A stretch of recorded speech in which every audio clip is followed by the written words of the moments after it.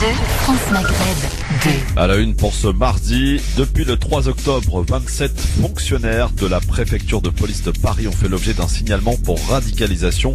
Craignez-vous des dénonciations abusives pour l'ensemble des musulmans? On en parle dans quelques instants avec Dionor Excellent, Céline Bory ainsi que Rudy Kazi. Invité dans le LGF, Richard Joffo, un gros nom dans les médias puisqu'il est directeur de l'Académie audiovisuelle de Paris, la première école qui forme des journalistes et présentateurs TV, auteur de plusieurs ouvrages, conférencier pour parler actu et de l'événement organisé à l'Algérie car l'Académie débarque pour la première fois pour enseigner les métiers de l'audiovisuel. On y verra plus clair avec lui tout à l'heure.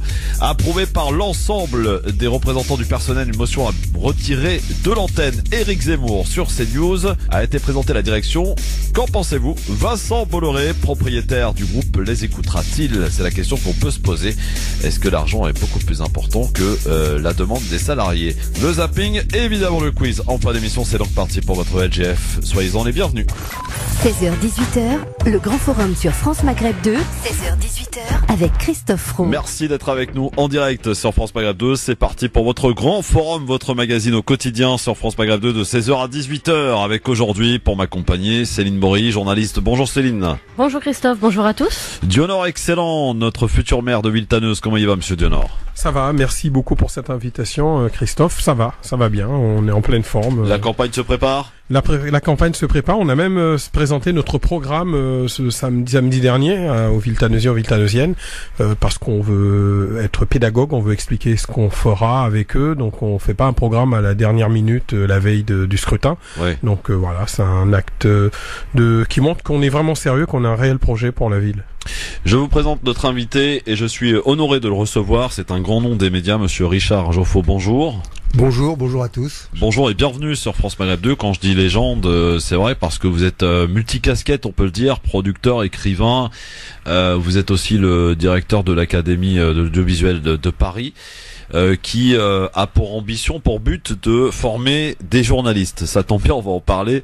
Monsieur Joffo, vous êtes également parolier, vous avez écrit de nombreuses chansons pour de nombreux artistes, pour en citer quelques-uns, Carlos, Juliette Gréco, encore Lynn Renaud.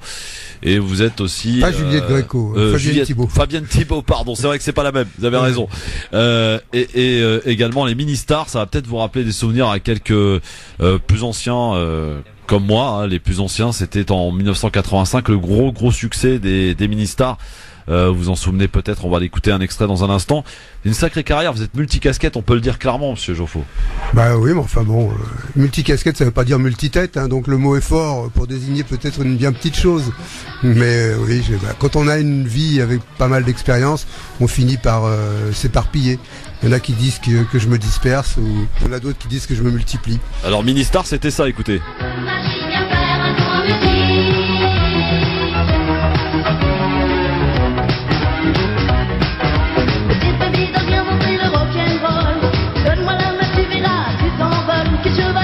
Ça avait été vendu à plusieurs millions d'exemplaires, ce titre, monsieur Joffo. Oui, j'avais écrit une chanson pour la bande à Basile, qui s'appelait Danse autour de la terre, et le producteur de la bande à Basile n'en a pas voulu. Ouais. Alors j'ai décidé de créer une bande à Basile d'enfants. Et c'est vrai qu'on a vendu des millions de disques avec ça, et d'autres, puisqu'on a fait les génériques de grands dessins animés comme Les Mondes Engloutis, etc. Ah oui, c'est notre enfance, ça, c'est notre époque, voilà. Effectivement. Alors, monsieur Joffo, vous formez aujourd'hui des journalistes, et plus principalement en direction de l'Afrique, et vous avez pour projet d'ailleurs d'installer un relais ou une antenne de votre Académie de l'audiovisuel en Algérie, par exemple. Alors c'est pas installer une antenne, il se trouve que j'ai été énormément sollicité par des gens qui vivent en Algérie pour être formés en France. Et vous imaginez le tracas que ça provoque. Il y a le visa, il y a le voyage, il y a l'hébergement. La formation dure une petite année, donc c'est toute une organisation. J'ai donc décidé de proposer un stage à Oran au début du mois d'avril. Un stage de 2 semaines où je vais faire en intensif ce que je fais à Paris sur un an à raison de quelques heures par semaine. Là, ça sera à plein temps pendant 2 semaines sur Oran. Comment forme-t-on un journaliste? Qu'est-ce qu'un vrai journaliste, monsieur Joffo? Ça, c'est la question parce qu'on est en droit de se poser la question au vu de ce qu'on a comme casting aussi bien à la télé qu'à la radio d'ailleurs. Un journaliste, c'est quelqu'un qui sait chercher, qui sait trouver, qui sait hiérarchiser, qui sait sourcer, qui sait respecter son public, qui sait ensuite produire le fruit de ses recherches par écrit, par la voix ou par l'image, et qui rend l'information intelligible et attractive. C'est quelqu'un qui ne forme pas le jugement des auditeurs, des téléspectateurs ou des lecteurs, qui forme le regard afin qu'il se fasse son propre jugement. Est-ce qu'un vrai journaliste peut être neutre ? Un vrai journaliste peut être neutre, oui, parfaitement. On peut avoir des opinions et être neutre dans l'exercice de ses fonctions. Pourquoi je vous demande ça ? Parce que beaucoup de journalistes font apparaître leur manière de penser dans des questions, dans des débats, où ils influencent quelque part aussi le téléspectateur ou l'auditeur. Tout à fait, mais là, oui, là c'est un journaliste tricheur. Alors il y en a beaucoup, alors. Un journaliste doit... Moi, j'essaie d'inculquer à mes étudiants la différence qu'il peut y avoir entre un point de vue et un jugement. C'est-à-dire que, pour moi, un journaliste peut donner son avis à un moment donné, s'il dit, voilà, c'est mon avis, ça n'engage que moi, mais pas porter de jugement. Je prends un exemple, il va lire un livre, il peut dire j'ai pas aimé ou j'ai pas réussi à le lire jusqu'au bout, mais il va pas dire c'est pas bon, parce que d'où parle-t-il pour dire c'est pas bon? Voilà, c'est la différence qu'il y a entre le jugement et l'opinion. Maintenant, si un journaliste est honnête, au moment où il donne son opinion, où il fait un commentaire, il dit voilà, ce n'est qu'une opinion, ce n'est qu'un commentaire. En revanche, il y a des façons de tourner les questions, et ça c'est ou de présenter les faits. Et je dénonce ça tous les jours depuis toujours. Quand sur un même propos, un journaliste, au lieu de dire un tel a expliqué que, il dit un tel s'est justifié que, eh bien ça y est, ça rend un tel un peu coupable de quelque chose par la simple utilisation du mot justifié. Ouais. Alors, Monsieur Joffo, avant de vous laisser entre les mains de mes camarades, Rudy Kazi nous a rejoint, que je salue d'ailleurs. Monsieur Joffo, aujourd'hui, comment vous interprétez ce virage qui a été fait quand même ces dernières années, où à l'époque quand même on avait des journalistes qui se concentraient sur une mission bien précise, essayer d'informer, de poser des questions à leurs invités ou interlocuteurs. Aujourd'hui, on a franchi un petit virage où vous avez ces émissions de talk qui sont apparues et qui se sont multipliées au travers des médias, aussi bien à la télé qu'à la radio aujourd'hui. Et vous avez plus, j'allais dire, plus vraiment du journalisme, mais des débatteurs ou des animateurs de débat qui se sont révélés aujourd'hui. Le journal télévisé reste le journal télévisé, les émissions Tout Info restent les chaînes Tout Info restent des chaînes Tout Info. Maintenant, comme l'enjeu c'est l'audience, ouais. On construit même les journaux télévisés, on construit les journaux télévisés selon un système narratif ouais. qui doit être le plus attractif possible. Et c'est certain que l'éthique passe au second rang par rapport à l'efficacité en termes de mesure d'audience. Ouais. Qu'est-ce que je vous dis? Ça paraît un peu cynique de dire ça comme ça, mais la préoccupation des diffuseurs, c'est l'audience. Et dès lors que le public suit, eh bien le public qui adore haïr va continuer à haïr en disant que j'aime pas celui-là et quand même continuer néanmoins à le regarder. Dès lors que le public suit, les chaînes font comme ça. Je précise également que vous êtes producteur pour la télé et pour la radio. Alors en matière de production télé, on peut citer quelques exemples, Monsieur Joffo. J'ai produit, comme je suis un vieux monsieur, j'ai fait beaucoup de choses dans le temps. J'ai fait le festival de la chanson pour enfants à Cabourg avec TF1. J'ai produit de nombreuses émissions pour François sur l'immigration, des collections documentaires notamment. Et là, je continue à produire des émissions. Je prépare des talk-shows sur le foot. On peut le dire avec Monsieur Verdez. Avec Gilles Verdez. Voilà, une émission sur le foot au Maghreb. Continent Foot. Continent Foot. C'est le foot en Afrique et le foot africain dans le monde.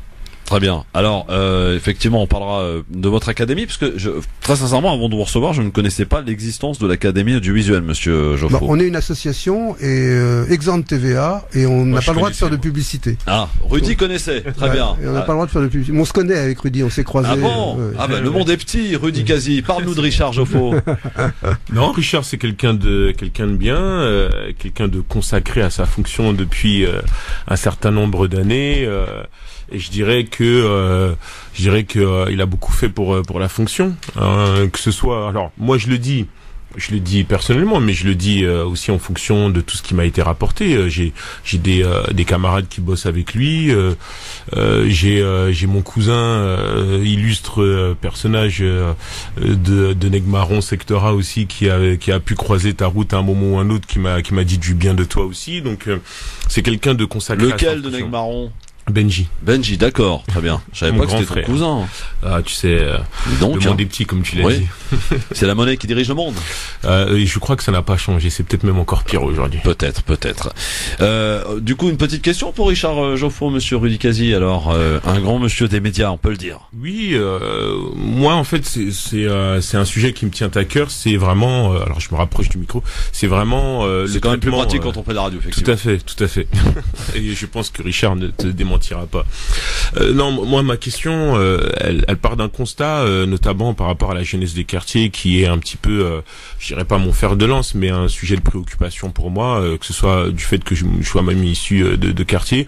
C'est sur le traitement médiatique que l'on fait donc à l'endroit de cette jeunesse. Alors c'est vrai qu'il y a des casseurs, c'est vrai qu'il y a des fouteurs de bordel dans les quartiers, c'est vrai, mais ils sont quand même une minorité par rapport à celles et ceux qui se battent pour pouvoir s'en sortir dans la vie, compte tenu des difficultés qu'ils rencontrent déjà d'un point de vue social, et pour ne pas tout essentialiser autour de la discrimination, ça reste quand même un frein pour pénétrer certains grands groupes. Voilà, je pourrais vous renvoyer une enquête de France Stratégie sortie sous le mandat de François Hollande. Mais je trouve que le traitement médiatique qui est fait donc par rapport à la jeunesse des quartiers est en réalité pas sincère, et en même temps c'est compréhensible parce que peut-être que les médias sont pas faits pour faire de la sincérité, mais je trouve qu'ils sont faits malheureusement ces derniers temps pour faire du sensationnalisme.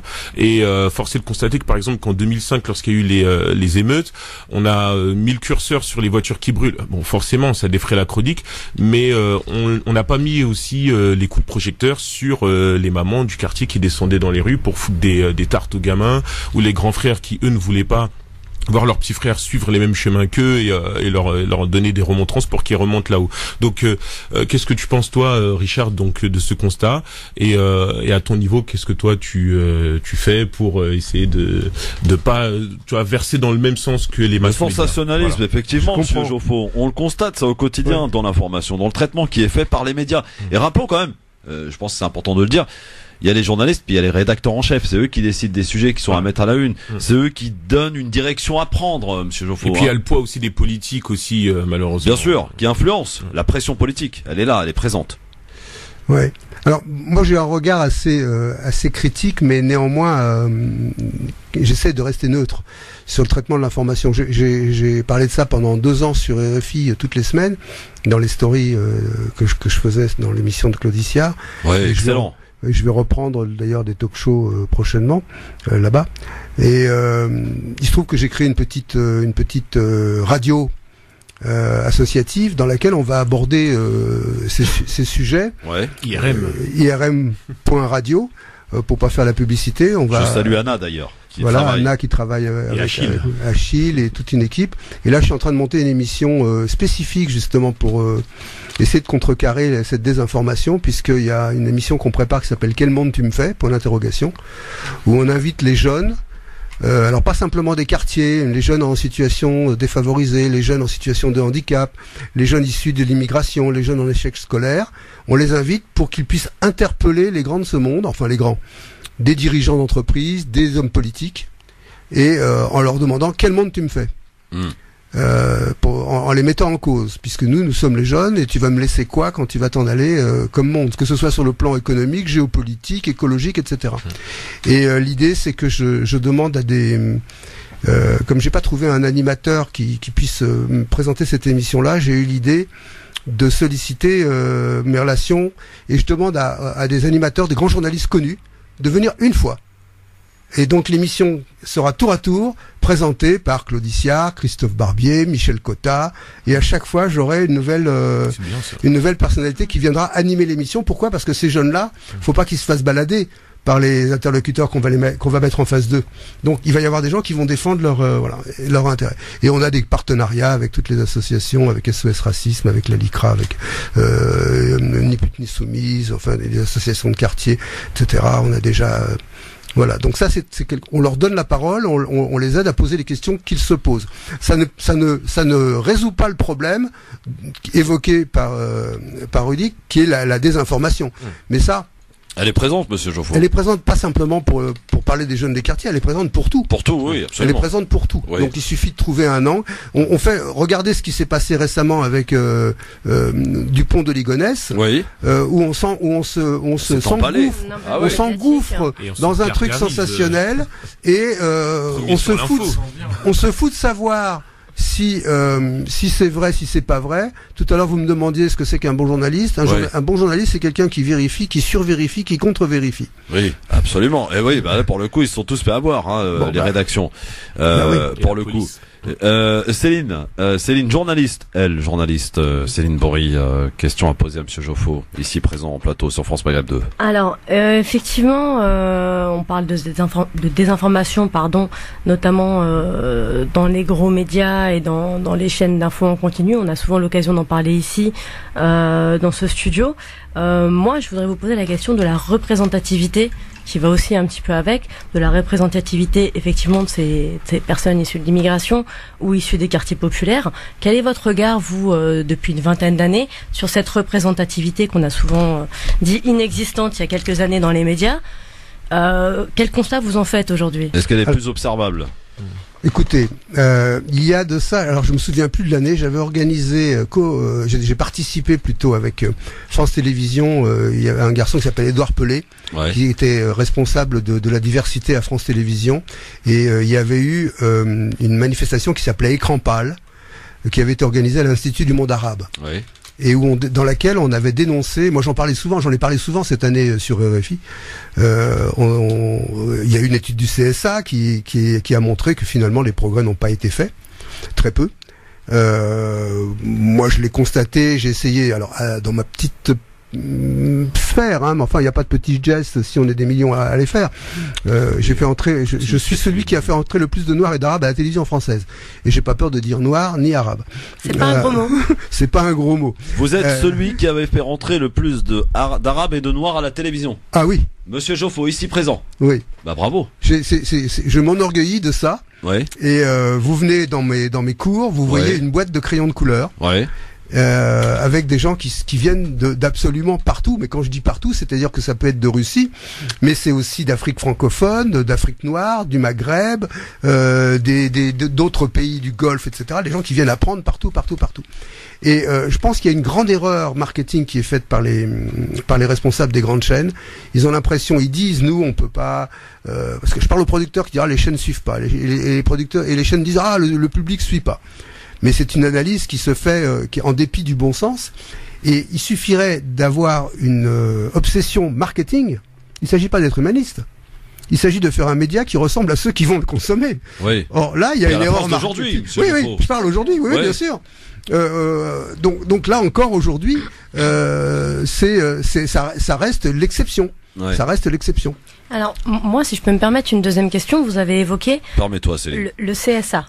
Oui. Et le rôle du CSA. Conseil supérieur de l'audiovisuel. Tout à fait. Par rapport à ce qu'on peut voir depuis ces dernières semaines, la polémique sur Zemmour et autres, que pensez-vous aujourd'hui que le CSA joue son rôle de régulateur? C'est très compliqué. C'est une question, parce que derrière cette question se pose la question de la liberté d'expression face au respect que l'on se doit. Et ça me fait toujours de la peine quand on oppose la liberté d'expression et le respect que l'on se doit. Moi, je fais partie de ceux qui disent que tout peut être dit. Je vais reprendre une émission d'humour où on va rire de tout, où on va repasser des sketchs qu'on n'ose plus passer depuis 20 ans ou depuis 15 ans, et où on va se moquer des juifs, des noirs, des arabes, des petits, des grands, des gros, des homosexuels, des hétérosexuels, des blondes, des rousses, etc. C'est ça. Zemmour... J'ai fait une chronique sur Zemmour sur RFI, où je disais laissez tranquille ce pauvre Zemmour. Zemmour se nourrit de la haine qu'on lui porte. Si on cesse de le haïr, il se dissipe dans l'atmosphère. Il n'existe plus. Il se volatilise. Ça peut être un débat philosophique. Hein. Oui, un sujet philo pour le bac. Hein. Alors c'est la philosophie de comptoir. Ouais. Mais il se volatilise. Donc Zemmour, c'est un épiphénomène. Il fait de la haine son gagne-pain. Comme Dieudonné à un moment donné, que je connais bien, à qui j'ai dit mais c'est pas vrai, je sais que t'es pas antisémite, sauf que tu te donnes un genre, tu trouves un créneau, et comme ça quand tu arrives dans une ville, c'est la communauté juive qui sont comme des moutons en train de faire ta promo, en voulant t'interdire. Parce que moi je suis juif, je peux me permettre de parler comme ça de la communauté juive sans qu'on me tombe dessus. Maintenant on peut plus se permettre de dire quoi que ce soit si on n'est pas soi-même ressortissant du quoi que ce soit en question. Voilà, le mot communauté, bon bref. Et donc je disais à Dieudonné, parce que quand il avait fait son salut nazi, j'ai publié une tribune dans France Soir en disant on peut rire de tout à condition que ce soit drôle, et je lui ai reproché uniquement le fait de ne pas avoir été drôle. Sauf que quand je suis allé le voir à la Main d'Or dans son spectacle qui s'appelait Dépôt de bilan à l'époque, je me suis marré pendant 1 heure. Ouais. Donc et je lui ai dit, dire que c'est un des meilleurs comiques de ces dernières années. Bien sûr. Techniquement parlant, oui. Et je lui ai dit mais tu te trompes de truc. Tu fais croire que t'es antisémite parce que t'as un vieux compte à régler avec Elie. Ouais. Mais t'es pas antisémite. Parce que de toute façon, si demain l'antisémitisme devait remonter, tu ferais partie de ceux qui en souffriraient aussi. Parce qu'on a toujours emmerdé les Arabes, les Noirs et les Juifs, et en même temps. Oui, maintenant, on cherche artificiellement à opposer le monde juif et le monde arabe. Oui. Parce que personne n'a intérêt à ce que les Juifs et les Arabes s'entendent, sinon ils domineraient le monde dans 10 ans. Monsieur Geoffroy, il y a quand même une question que j'ai à vous poser, parce que ça, c'est pas mon observation à moi, mais c'est une observation, j'allais dire, un peu générale de l'ambiance des auditeurs qui nous écoutent. Ouais. Et on dénonce ici ce 2 poids 2 mesures qui est fait. Il est vrai qu'aujourd'hui, on peut tranquillement critiquer, parfois à juste titre d'ailleurs, la communauté musulmane pour ses travers ou pour des choses qui sont relevées, qui relèvent pour la plupart d'ailleurs d'une minorité. Par contre, aujourd'hui, dans ce pays, on ne peut plus critiquer la communauté juive. On est d'accord ou pas avec ça? Ou alors, on risque de se prendre une plainte du CRIF ou je ne sais quoi. C'est-à-dire que je suis triplement d'accord. Bon, bah ça me rassure. Premièrement, on fait une grande confusion. Quand on parle des Juifs en général, on parle de gens sans parler d'une communauté, etc., etc. Et il n'y a pas d'amalgame. Moi, je suis juif et je peux vous dire que je dénonce le colonialisme sous toutes ses formes. Je dis bien sous toutes ses formes, qui que ce soit qui le pratique. 2, les intégristes juifs sont autant à blâmer que les intégristes musulmans, que les intégristes hindouistes et chrétiens et autres, toutes les formes d'intégrisme. Ouais. Et aujourd'hui, on fait des confusions sémantiques. Intégriste, ça veut dire musulman. Terroriste, ça veut dire musulman. Ouais. Alors que quand on est terroriste, c'est qu'on applique la terreur. Les terroristes sont aussi dénoncés par les grandes dictatures quand ce sont des résistants. Ouais. Sachez que pendant l'occupation allemande, les résistants, les Allemands les appelaient les terroristes. C'est ça. Donc il faut arrêter avec les glissements sémantiques qui disent tout et n'importe quoi. Moi je fais partie de ceux qui sont contre toutes les formes d'intégrisme, quels qu'ils soient. Je combattrai autant qu'il se peut toutes les formes d'intégrisme, qu'ils soient juifs, musulmans, hindouistes ou catholiques ou autres. Et ce que la population française, les Français qui critiquent ou les journalistes qui critiquent ne comprennent pas, c'est que ce sont les musulmans qui sont les premiers à souffrir de l'intégrisme musulman. Oui, et ce sont les premières victimes d'ailleurs. Ce sont les premières victimes et ça a historiquement toujours été comme ça. Oui, mais c'est bon d'être rappelé quand même. Donc il faut arrêter, alors j'appelle pas ça un amalgame, j'appelle ça une sottise, c'est une bêtise d'une incompréhension totale.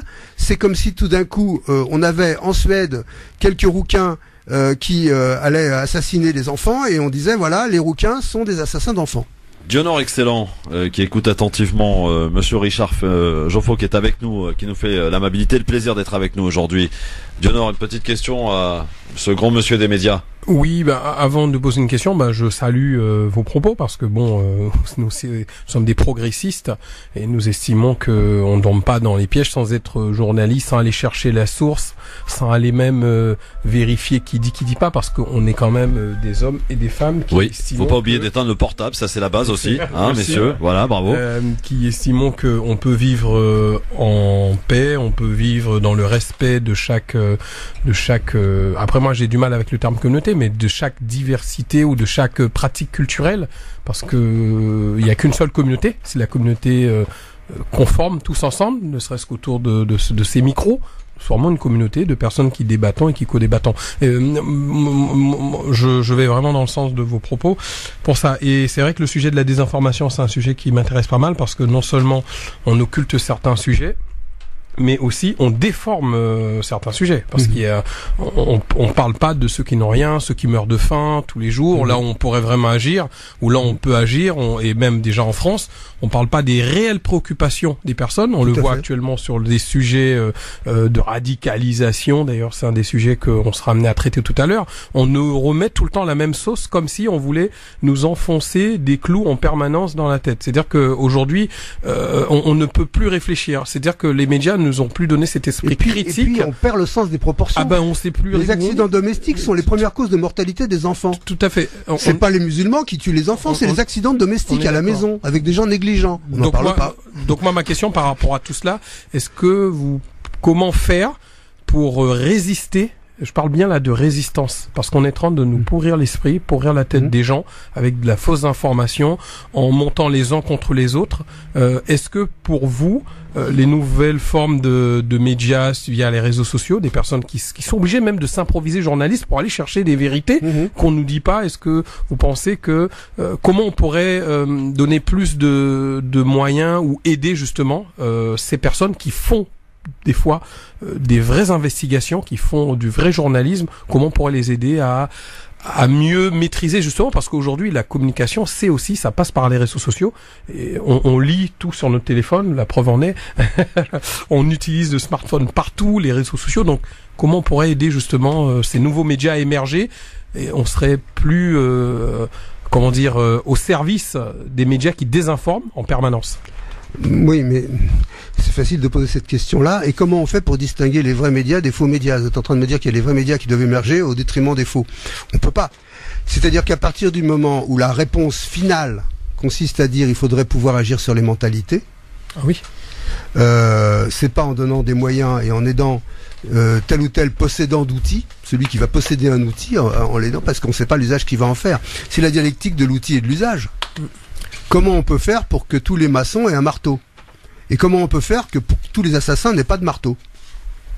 Voilà, c'est ça la question. Et donc c'est le travail sur les mentalités. Et tant qu'on en revient à dire on va travailler sur les mentalités, il y a un vrai problème d'éthique générale. Déjà l'éducation, dite nationale, d'ailleurs j'ai jamais compris pourquoi on mettait ces deux mots-là l'un à côté de l'autre. On lui oppose une autre forme d'éducation qui s'appelle l'éducation populaire, qui est pas inintéressante à étudier, à se pencher dessus. L'éducation, la façon dont on doit éduquer ses enfants. Je veux dire, comment on peut faire, je vous retourne la question, pour que dans les familles, on n'incite pas les jeunes à ne fréquenter que des médias qui disent des bêtises. Comment on peut faire pour que dans les familles, il n'y ait pas quelqu'un, un adulte, qui élève le ton devant un enfant et qui dise tous les ceci ou tous les cela sont des salauds. À partir de ça, l'enfant il entend ça chez lui, il va le répéter dans la rue. Et il va chercher sur les réseaux sociaux ce qui l'intéresse. Parce qu'on lui apprend pas. On lui forme la responsabilité des grands médias. On lui forme pas le regard. On lui forme pas le regard pour qu'il puisse se former son jugement. C'est ce dont je parlais tout à l'heure dans la définition du journaliste. Donc déjà, si ça doit passer par des interdits, empêcher quelqu'un qui fait de la désinformation de s'exprimer, c'est très compliqué. Parce que les gens sont très adroits et ils font de la désinformation et ça se voit pas. Donc ça ne se ça commence à se voir quand même. Les grands médias quand même. Là ça se voit, Monsieur Geoffroy, si je peux me permettre. On nous sort le même sujet matin, midi et soir. Ouais, mais mais il continue quand même. Oui. Alors en fait la désinformation. Ne bouge pas, mon Rudy, je te coupe parce que j'ai des impératifs et on conclut avec Monsieur Geoffroy qui doit nous quitter dans quelques minutes. En tout cas, ça pourrait durer des heures parce que c'est très passionnant. Et merci d'être avec nous, Monsieur Geoffroy, et de parler avec autant de franchise et d'honnêteté. On n'en attendait pas moins de vous d'ailleurs. Dans un instant, la suite du Grand Forum avec Céline Bory, Dionor Excellent et Rudy Kazi. Et notre invité, Richard Geoffroy, qui est avec nous sur France Maghreb 2. France Maghreb 2, France Maghreb 2. Le Grand Forum, merci d'être avec nous et en direct avec Dionor Excellent, avec Rudy Kazi, Céline Bory et notre invité Richard Geoffroy pour quelques minutes encore. Richard Geoffroy, c'est un écrivain, journaliste, conférencier. parolier, multicasquette, hein, comme je le disais tout à l'heure. On parlait des journalistes. J'aimerais qu'on revienne un instant, si vous voulez bien, Monsieur Joffo, parce que le temps qui nous est imparti se termine bientôt, sur la mission de l'Académie de l'audiovisuel qui entend, j'ai envie de dire, former de futurs journalistes au Maghreb et en Afrique aussi. Ça, c'est très important. Alors, oui, enfin, le mot mission est un bien grand mot. Hein. Vous savez, ne remets pas en question ta vocation. L'Académie de Visuel, c'est une association. Ouais. J'ai créé ça il y a une vingtaine d'années comme une petite école de théâtre de quartier. Et finalement, on est devenu un organisme de formation professionnelle, enregistré auprès du ministère de la formation continue, du ministère du Travail, etc. Et je forme des animateurs de télévision. Là, on est dans le divertissement, autant que des journalistes depuis maintenant 20 ans, quoi. D'accord. Et j'ai eu à faire effectivement des formations en Afrique francophone. Comme par ailleurs, j'ai des activités d'ingénierie média, c'est-à-dire vous avez besoin de créer une télévision. Je peux prendre le dossier en main en étudiant tous les aspects éditoriaux, techniques, ressources humaines, etc., autorisation, production, diffusion. Donc j'ai ces activités-là qui se couplent avec l'Académie audiovisuelle. Et il se trouve que effectivement en Afrique j'ai mené pas mal de missions pour aider les chaînes à améliorer leur. J'ai même signé un contrat là récemment avec la télévision nationale du Congo, Télé Congo, avec le ministère de la Communication, pour aller au Congo pour former les journalistes, mais aussi les producteurs. À Brazza, oui. Les journalistes, les producteurs, pas simplement les journalistes, aussi les producteurs. Comment se porte la presse africaine, Richard Joffo? Ben, la presse africaine, elle est foisonnante. Je dis qu'il y a un média qui naît tous les jours, et il y a un média qui meurt tous les jours. Ouais. Voilà, donc. Est-ce que c'est une presse libre? Ça dépend, libre de quoi? Je prenais tout à l'heure, on était hors antenne, mais je peux le dire à l'antenne, l'exemple de ce qu'on me dit souvent en me disant les médias en Afrique, les télévisions, c'est des télévisions d'État. Ouais. Mais je préfère une télévision d'État qui le dit plutôt qu'une télévision privée qui est une télévision d'État qui se planque. Quand vous avez, comme en France, les grands groupes de télévision qui sont des groupes militaro-industriels, qui passent des marchés d'État, ils sont encore plus inféodés à l'État que ne l'est la télévision publique, puisqu'il y a les syndicats en France qui contrebalancent, du moins pour ce qui concerne l'information, les éventuels abus. Donc là, on a une télévision d'État qui le dit pas. Alors autant avoir une télévision d'État qui le dit. Et puis on voit émerger quand même des télévisions privées dans la plupart des pays d'Afrique francophone, et dans les pays du Maghreb on voit émerger aussi des télévisions privées. Alors c'est vrai que dans certains pays faut plutôt être proche du pouvoir pour y arriver, mais ça je te le fais pas. On ne méprise pas un petit pas lorsque c'est un petit pas. Mais est-ce qu'il y a un pays qui se distingue par rapport aux autres en Afrique, sur le continent africain? À quel sujet? En matière de justement de liberté de la presse, en matière de développement médiatique, en matière d'expression. Alors je peux pas vous dire s'il y a un pays qui se distingue, mais moi j'ai travaillé et je vais retravailler avec certains pays d'Afrique francophone, et j'ai vu par exemple au Sénégal naître des chaînes de télévision quand l'alternance est arrivée, une bonne et saine alternance. Alors même si après il y a un média comme Canal Info News dont le patron a été poursuivi par les autorités, par Macky Sall, il a été exfiltré du Sénégal par les services secrets français et ça a été une rocambolesque. Bon bah lui simplement parce qu'il avait trop soutenu Ouad. Donc là il y a eu ça quand même, mais néanmoins au Sénégal, quand on voit que fleurissent des chaînes privées, alors c'est sûr que Youssou N'Dour a été proche du pouvoir puisque il a été lui-même ministre. Mais il a un média ça a pas duré longtemps. Il était pas très bon ministre, et excellent chanteur et pas mauvais patron de télévision, patron de médias, parce qu'il y avait une radio avant. Et le Sénégal voit fleurir des médias indépendants à surveiller, quoi, qui arrivent tant bien que mal à s'exprimer librement. Oui, on peut dire ça. Et pour l'Algérie, Monsieur Joffo, vous allez. Je connais mal le marché algérien. Il y a pas longtemps là. Il faudra appeler Anna la prochaine fois. Justement, dans une situation ou dans un pays qui vit une espèce de transition en ce moment, on ne sait pas trop quels sont les interlocuteurs. Quel que soit le Dieu qu'on honore, prions de toutes nos forces pour que ça se passe bien. Oui. Il y a une chose qui me frappe en Algérie, qui je trouve extraordinaire, c'est qu'il y a là un peuple qui aime son pays. Ça, c'est vrai. Et j'en veux pour preuve les manifestations où les gens nettoient, où on donne des fleurs aux flics, où on est là et on est sans agressivité et on essaie de se battre pour son indépendance, de se battre pour conquérir quelque chose qui est tellement précieux. Alors qu'en France, quand on descend dans la rue, ça casse des vitrines. Ouais. Et c'est pas les musulmans qui cassent les vitrines. Ou ça se prend des tirs de LBD dans la tronche. Voilà. Oui. Voilà. Voilà. Et c'est pas les musulmans qui cassent les vitrines en France, contrairement à ce que les gens prétendent.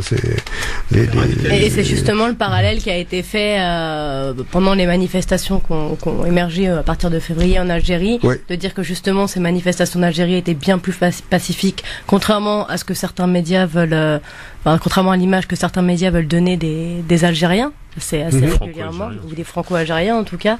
Et le parallèle a été fait entre les Gilets jaunes, notamment puisque c'est l'actualité, et les manifestations en Algérie. Et le nombre n'est pas le même. Hein. On avait plusieurs millions de personnes dans les rues en Algérie, alors que vous aviez grosso modo 10 000, 15 000 personnes au grand max ces derniers samedis des Gilets jaunes. Donc, bien sûr. Et c'est vrai qu'il y avait d'un côté et de l'autre quand même beaucoup plus de blessés, alors qu'en Algérie c'est une révolution pour l'instant qui s'est fait. On espère que ça dure sans une goutte de sang, et tant mieux.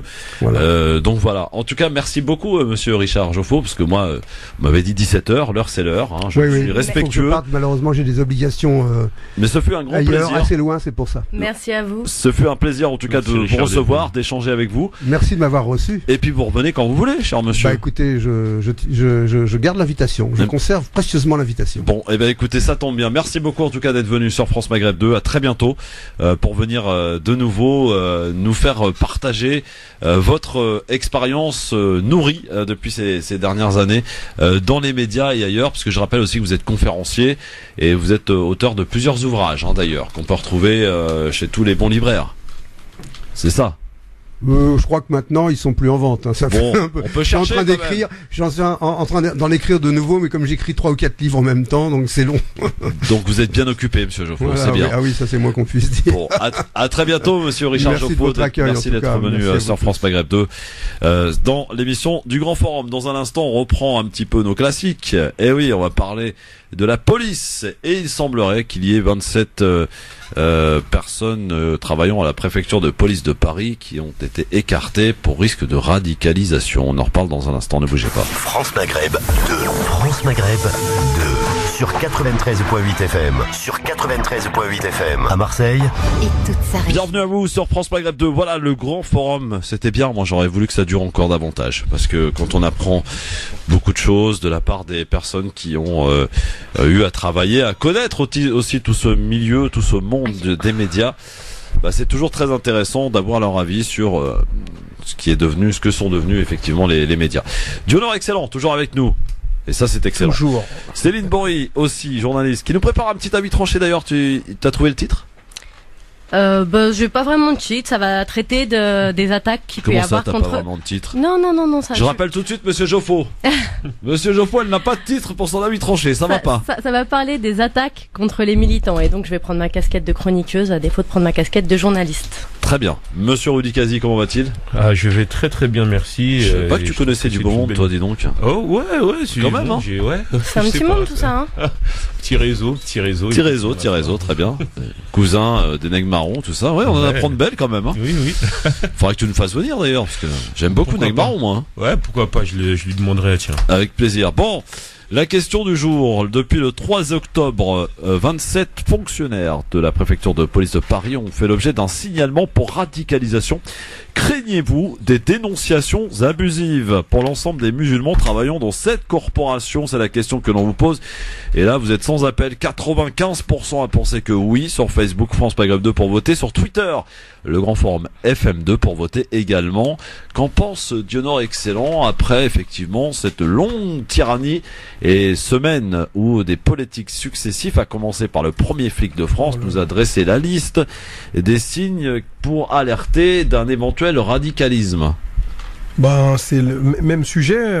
J'ai envie de dire qu'il faut faire attention une fois de plus, parce qu'on se rend compte qu'il y a une stigmatisation vraiment permanente sur certaines personnes présupposées appartenir à avoir une certaine confession religieuse.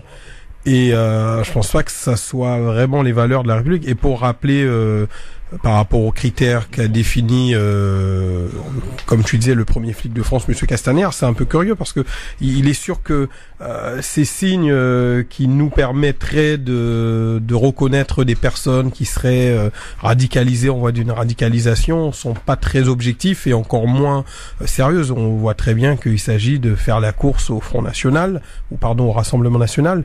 Donc attention à la stigmatisation de toujours les mêmes personnes, et je pense qu'il y a une certaine psychose qui veulent installer aussi dans ces milieux, et je trouve pas ça normal que parce que quelqu'un porterait une barbe et s'appellerait Mohamed, il serait considéré comme étant radicalisé, contrairement à quelqu'un qui s'appellerait Christophe, qui porterait aussi une barbe et qui serait pas considéré. Ça va, c'est pas une barbe. Non, mais il y a la question raciale aussi qui se pose là-dessus, parce que pourquoi un Mohamed est présupposé être radicalisé parce qu'il porterait une barbe. Donc voilà, il y a toute une dimension qui est au-delà de la politique. Il y a aussi une volonté réelle.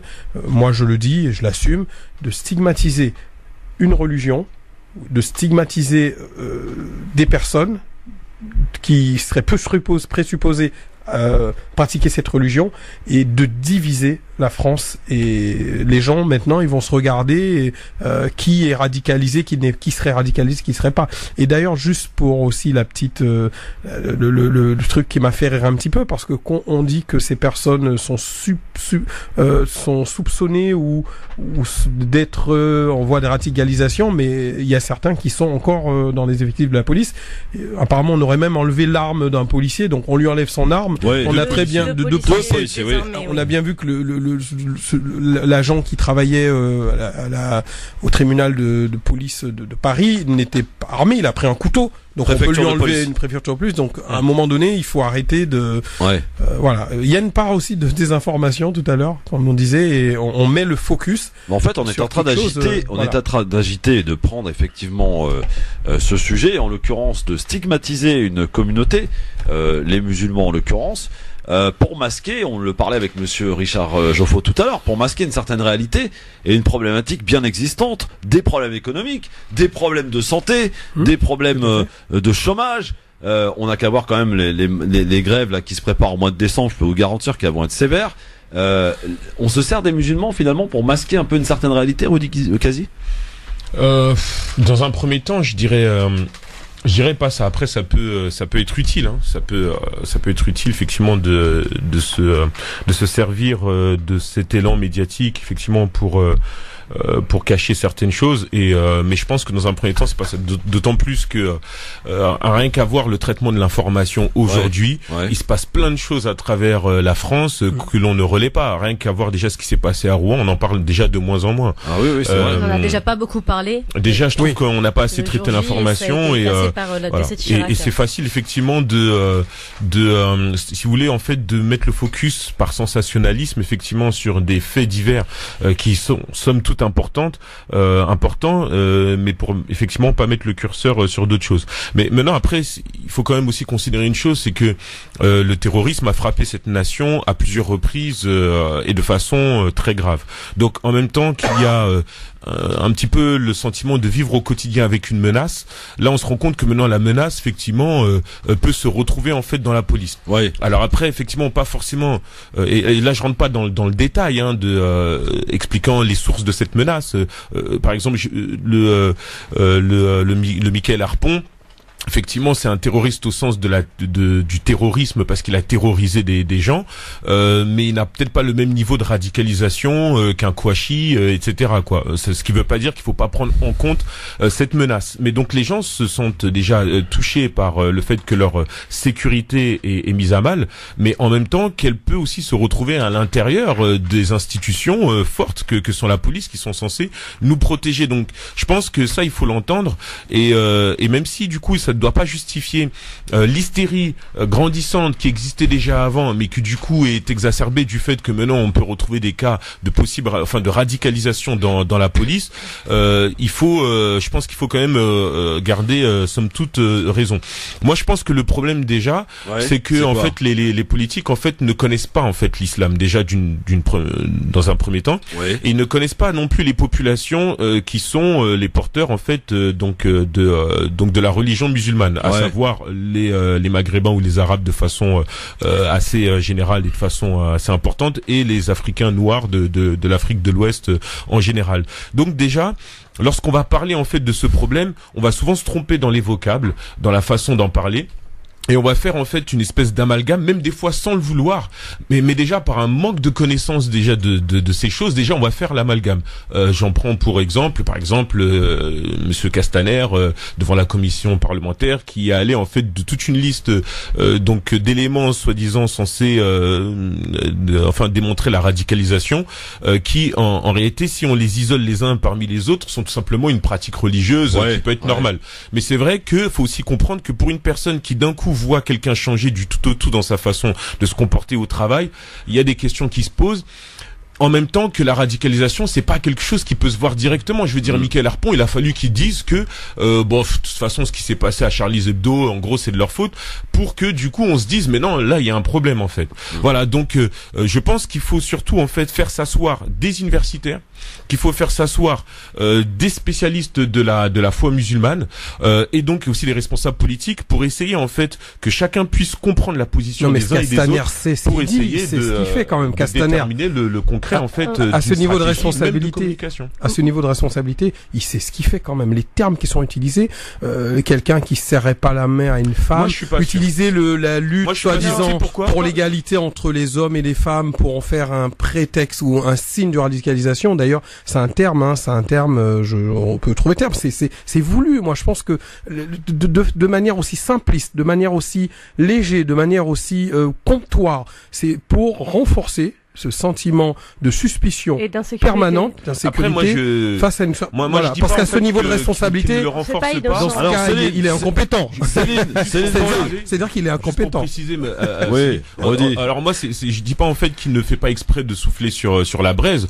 Je dis que même s'il ne le voulait pas, il n'est pas suffisamment armé du point de vue de la connaissance pour déjà en fait trouver les termes en fait déjà dans le vocable, même l'approche de la communication pour essayer. À ce niveau-là, Céline, impose-toi. À ce niveau-là de responsabilité, enfin à ce niveau-là, il est quand même ministre, c'est de sa responsabilité de l'intérieur, c'est de sa responsabilité de s'instruire sur la foi musulmane et sur l'islam en général. On ne peut pas des lieux de culte, je crois. On ne peut pas tenir les propos qu'il a tenus de manière innocente. Il est responsable de ses propos et je pense que, comme le disait Dionor, il l'a fait en connaissance de cause. Je suis pas d'accord avec toi, Rudy, quand tu dis que le fait de ressasser toujours et de mettre l'islam dans tous les mots de la France, en fait, ce soit innocent. Aujourd'hui, c'est sciemment. Ils le font sciemment. Aujourd'hui, c'est pour, comme tu le disais à juste titre, Christophe, il y a des problèmes économiques. Il y a eu ce qui s'est passé, comme tu le disais, Rudy, à Rouen. Il y a des tas de choses qui se passent en France qui sont complètement occultées, puisque tous les jours il y a une polémique, sur l'islam, les musulmans, le voile, le terrorisme. Pas un jour sans. Ça s'est passé la semaine dernière. Il y a un peu plus de 10 jours, en Bourgogne, au Conseil régional de Bourgogne, avec cette maman voilée qui s'est fait apostropher par un élu de la République. Ça se passe tous les jours avec les polémiques sur Zemmour et autres. On a un discours islamophobe constant. Et au-delà de ça, ça efface complètement les vraies problématiques économiques et sociales qu'il peut y avoir dans ce pays. On est en période électorale. Oui, ça nous aura pas échappé. Voilà, il y a quand même ça à prendre en considération. Et aujourd'hui, on a trouvé un bouc émissaire. Ce sont les musulmans. Pour en revenir à notre sujet, qui est quand même le fait de dire que dans la police, il y a eu, à la préfecture de police de Paris, il y a eu 27 signalements pour radicalisation. On est quand même dans de la délation. Je veux dire, tu t'entends pas demain avec ton collègue sous prétexte qu'il est musulman ou supposé l'être, parce qu'il est peut-être juste maghrébin et pas pratiquant. Tu peux quand même dire Bah écoutez, il est radicalisé et cette personne est susceptible d'être arrêtée dans sa cave. Alors, juste, il y a eu 27 dénonciations en 2 semaines. Oui, mais est-ce qu'on peut accueillir Karim qui nous attend au 01 40 39 000 parce que le peuple a la parole dans cette émission. Il n'y a pas que vous non plus. Karim, bonjour. Bonjour mon cher Christophe, comment vas-tu? Bah écoute, on va bien. Bon, alors moi, vite fait, avant que j'aie mon rendez-vous médical, bon, moi je suis pas enquêteur, mais plus le temps passe, plus je me dis que cette histoire d'harpon, c'est pas un attentat. Parce que d'habitude, quand il y a un attentat, on nous parle de sa famille, de son milieu, de ce qu'on a retrouvé chez lui, de ses correspondances. Voilà un type qui avait des tas de documents sur des clés USB et il les a transmis à personne. Ça, c'est la première chose. Dans l'échange qu'il a eu avec son épouse, avant de passer à l'action, il n'y a rien qui justifie une action terroriste. On n'a rien retrouvé chez lui, ça a été revendiqué par personne, et dans son entourage, personne n'est inquiété. Donc pour un terroriste, ça fait quand même beaucoup. Moi je pense que c'est un type qui a pété les plombs, bien que je ne suis pas enquêteur, je le répète encore une fois, mais je pense que comme c'est un musulman, et surtout que dans ce pays, il y a plein de journalistes qui se disent indépendants, qui font ce qu'on appelle de l'investigation. Pourquoi ils regardent pas pourquoi, je veux dire, on n'a rien trouvé chez ce type-là. Ouais, bon. Oui, ça c'est la première question. Première question et la deuxième rapidement, Karim. La deuxième chose, moi, vous allez dire, écoutez, vous parlez sur l'islam, etc., vous avez raison. Mais de toute façon, moi, je vais vous dire une chose. Il se passera rien concernant les musulmans en bien dans ce pays, quoi qu'il arrive. Pour 2 raisons. 1, parce qu'on peut pas, bien que vous le répétez à longueur d'antenne, dire qu'on est français. On peut pas être français contre les Français. Les Français ne veulent pas de nous et nous, on veut s'imposer. Et le vrai problème, il est là. Il est nulle part ailleurs. Et la dernière chose que je voudrais dire, moi, je pense que c'est une chance inouïe, l'islamophobie, parce que j'espère que ça va réveiller les gens et se souvenir qu'ils ont un autre pays et qu'ils ont une autre origine et que leur avenir n'est pas forcément en France. Alors, c'est son avis. Non, il peut, mais c'est un avis tranché. Merci Karim. Très tranché, merci Karim. Mais tu pourras lui répondre après la pub parce que j'ai les impératifs pub. Moi, je les balance, voilà. Bah oui, mais attendez, et dans un instant, en espérant qu'il reste en ligne. Avis tranché, non, il doit aller chez le médecin là. Et puis le médecin, ça attend pas. Vous savez que c'est difficile d'avoir un rendez-vous chez le médecin aujourd'hui. Ça, c'est un vrai problème, ça aussi. Tiens, 01 40 39 000 à suivre aussi l'avis tranché de Céline Bourri à suivre sur France Maghreb 2. Maghreb 2, France Maghreb 2. Merci d'être avec nous, l'émission qui s'adresse au peuple et avec le peuple pour nous appeler, partager et vous exprimer 01 40 39 000 pour nous accompagner aujourd'hui. Les forces républicaines de monsieur Rudy Kazi. Céline Bourri, journaliste, Dionor excellent qui est en phase de remporter la mairie de Villetaneuse. On l'espère en tout cas. On met les dieux des votes ou des électeurs de Villetaneuse avec Dionor. Pour en tout cas c'est prendre la mairie. Et j'espère qu'après que tu as pris la mairie, Dionor, tu nous oublieras pas. Hein. Je peux pas répondre parce que je file. Oui, voilà, mais non, c'est pas commencé encore. Hein. Et ben justement, puisque tu as la caméra entre les mains, tu vas pouvoir déclencher maintenant, puisque voici l'avis tranché de Céline Bourri. Jingle, s'il vous plaît.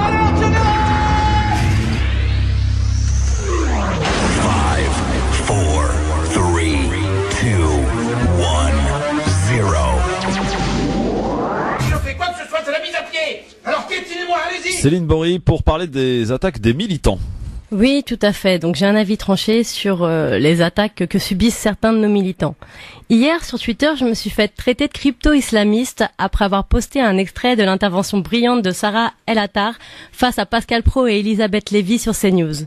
Vu que je suis pas super active sur Twitter, je me suis dit que c'était toujours ça de prix et comment j'avais un commentaire.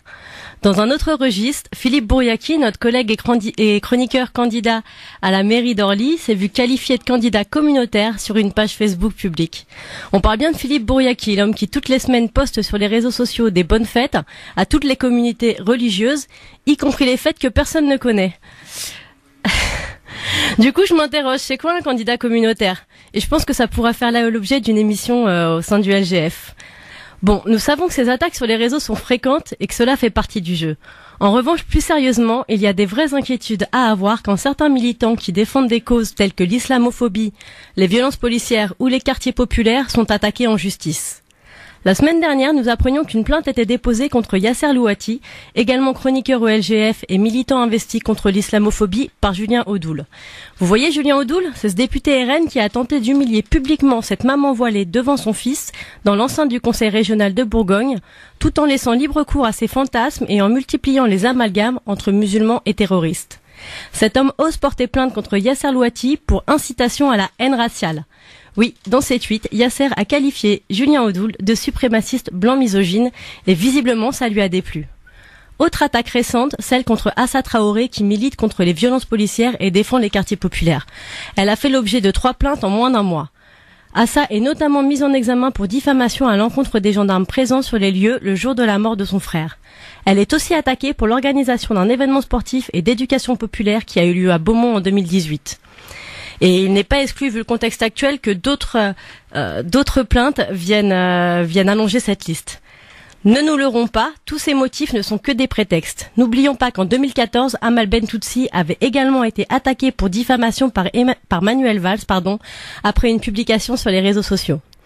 Aussi, quand ces militants sont attaqués pour ce qu'ils représentent, quand on les criminalise et quand on tente de les assécher financièrement, parce que oui, les frais de justice ont un coût et ces militants ont eux aussi des familles, il en va de soi que c'est pour les affaiblir et les démotiver dans leur juste combat.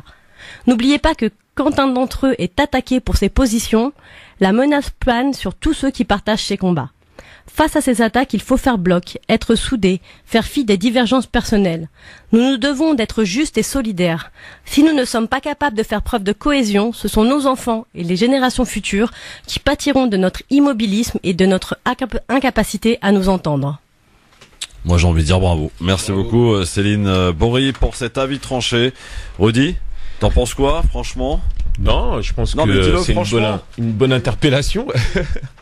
Non, c'est une bonne interpellation parce que plus le temps passe, et puis on a le sentiment que en fait, moi, ce que j'aime pas trop, du coup, en fait, c'est on nous prône en fait une société progressiste où effectivement, il est bon d'avoir le droit de dire ce qu'on a envie de dire, voire même le droit de blasphémer. Voilà, on a inventé le droit au blasphème. Je savais pas que ça existait. Je pensais qu'effectivement, il y avait la liberté d'expression qui donnait le droit de dire ce qu'on voulait, quitte à aller jusqu'au blasphème, peu importe ce que d'autres peuvent en penser, même si ça blesse malheureusement. Mais je savais pas qu'il y avait ce droit inscrit quelque part, je sais pas où, dans la Constitution ou dans la loi. Enfin bref. Mais je trouve que au-delà de ça, le climat, enfin en tout cas à contrario, le climat est au contraire délétère par rapport à ce qu'on a envie de dire. Dès qu'en fait on veut avoir une parole libérée, et je trouve qu'il y a effectivement toute une mise en place qui vient facilement critiquer et jeter l'anathème, même pas au regard en fait des idées combattues, mais plutôt au regard en fait de l'impact en fait que la personne pourrait avoir. Effectivement, Assa Traoré a un certain impact dans les quartiers en général par rapport à ce qui a au décès de son frère, que je salue par ailleurs puisqu'on se connaît un petit peu. Et effectivement, c'est assez c'est néfaste en fait que même aujourd'hui le fait de militer pour des causes qui sont censées être justes, effectivement, et pour réclamer justice, puisque c'est de ça dont on parle. En fait, on peut effectivement être même pas jeté en prison, mais surtout en fait jeté en fait, enfin on peut recevoir l'anathème sur soi. C'est-à-dire en fait on va agiter des choses en fait à côté pour pouvoir dire que non, cette personne il faut pas l'écouter. Et en l'occurrence là concernant Assa Traoré, c'était des plaintes effectivement qui avaient été déposées par la police avant même qu'ils ne sachent, les gendarmes pardon, plus précisément c'est ça, avant même que des contre-expertises par un concert de médecins et effectivement balayer la thèse d'une maladie respiratoire, etc. Toutes les choses qu'on avait sorties sur la mort effectivement d'Adama Traoré. Donc quelque part, je dirais pas que je dirais que c'est bien finalement que ces plaintes soient sorties parce qu'elles sont en train de démontrer à quel point il y a une surenchère de la volonté en fait de la museler alors que son combat pour la justice est juste. On est face à un acharnement judiciaire et voilà et effectivement cette plainte est là pour le démontrer. Pour ceux qui ne s'en rendaient pas compte, elle est là pour le démontrer. Mais au-delà de ça, moi ce que je trouve vraiment grave et délétère, c'est qu'aujourd'hui lorsqu'on prend prend la parole, lorsque on a une opinion et qu'on souhaite effectivement en parler, on nous jette l'anathème, mais sans pour autant défendre sur le terrain concret des convictions, en tout cas les idées défendues, etc. Et ça, je trouve que c'est malhonnête. Soit disant qu'on est une société de la liberté d'expression, on se rend compte qu'en réalité c'est pas vraiment le cas. Voilà. Et pourtant, c'est vrai qu'on est vite taxé de quelque chose quand même. Par exemple, c'est Céline qui nous fait un simple tweet sur la femme voilée que nous recevions d'ailleurs hier après-midi dans le LGF. Tout de suite, on la traite de crypto-islamiste. Alors je ne sais pas ce que ça veut dire. S'il y a un auditeur qui est capable de me donner la définition, j'en serais ravie, parce que pour l'instant, je suis un peu dans le flou. Crypto-monnaie, tout ça, non, c'est un peu. Je me suis dit, c'est peut-être la kryptonite. J'ai peut-être des pouvoirs. Je suis une super héroïne. J'ai essayé de le prendre dans ce sens-là. Je ne sais pas. Bon, Dionor, toi, t'es un peu retiré de tout ça, non? Non, pourquoi pas? Non, je sais pas. Je sens dans ta bulle, toi. Non, pas du tout. Non, mais dans ta bulle à Villetaneuse, là-bas, concentré sur tes élections. Non, pas du tout. D'ailleurs, toi-même, tu le sais, j'interviens sur tous les sujets, et ce sujet en particulier, on parle quand même là des personnes qui militent dans les quartiers populaires. Là où je suis issu, j'ai connu les émeutes de 2005. Ouais. Enfin, on appelle ça émeute on va dire des révoltes populaires. Vous voyez les termes qu'on peut nous-mêmes utiliser des fois, qui sont vrai, on nous a qui désinforment, on nous a repris. Donc moi, c'est vrai que moi, je prône cette révolte. On parle de révolte populaire de 2007 aussi, Villiers le Bel et d'autres encore. Et aujourd'hui, oui, est-ce que demandent souvent ces personnes, c'est la justice, c'est la vérité. Simplement. C'est l'égalité, c'est aussi la reconnaissance. Comme tout citoyen français, comme tout citoyen français, et finalement, moi, ça m'étonne même qu'on soit encore en train de demander ces choses qui sont inscrites dans notre constitution, qui sont inscrites dans nos lois, dans nos principes même républicaines. Donc aujourd'hui, ces combats sont légitimes, et chapeau à ces militants qui ont ce courage, parce qu'il faut avoir le courage de s'engager, avoir le sens du sacrifice, et de ne pas aussi être dans le calcul, le sens du sacrifice, c'est vrai. Dans le calcul, qu'est-ce que je gagne, qu'est-ce que je perds. À un moment donné, ces personnes ont le courage, et d'ailleurs tu as cité des personnes que je connais, donc là-dessus, moi je soutiens, et j'appelle vraiment l'État à prendre ses responsabilités, parce que finalement, plus on parle de défiance vis-à-vis des pouvoirs publics, défiance vis-à-vis de la justice, mais c'est ça qui construit justement cette méfiance, ce rejet de l'autorité publique. Finalement, on n'a pas confiance, parce que ces personnes, on constate que il y a pas de justice, tout simplement. Même quand on voit l'histoire de l'affaire d'Adama Traoré, aujourd'hui, on a vu toute cette mascarade. On a voulu cacher quand même des vérités. On a voulu Traoré, maintenant tout à fait. Donc, à un moment donné, le corps plus qu'il n'en fallait. Tout à fait. Les mensonges répétés. On peut pas accepter ça, et heureusement que ces personnes continuent à se battre pour qu'il y ait justice, pour qu'il y ait vérité, et que la République aussi prenne ses responsabilités. En tout cas, c'était une envie, chère Céline, de pouvoir mettre ça en lumière, parce que trop c'est trop, quoi. Parce qu'à un moment donné, il faut qu'on arrête d'être spectateur, comme je dis régulièrement, il faut qu'on arrête d'être spectateur de notre lynchage.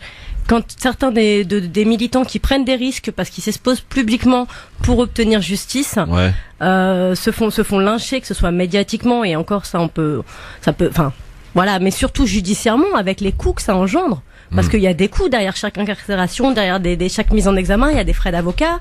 C'est nuire à leur famille, c'est nuire à leur cocon familial.